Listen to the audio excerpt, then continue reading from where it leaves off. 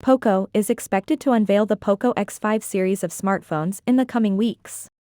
So far, the rumor mill has leaked a lot of information about the Poco X5 and X5 Pro. The plastic film on the display reveals that it has an AMOLED display with a centered punch-hole design. It offers an FHD Plus resolution and a 120Hz refresh rate. The Snapdragon 778G chipset is present under the hood of the Poco X5 Pro 5G. It packs a 5000 mAh battery that supports 67W fast charging. For photography, it has a 108-megapixel primary camera, which is coupled with an ultra-wide lens and a macro snapper. Its other key features include dual speakers and NFC connectivity.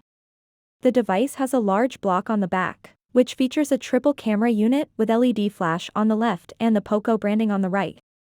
The retail box images show that it will come in a black-colored package.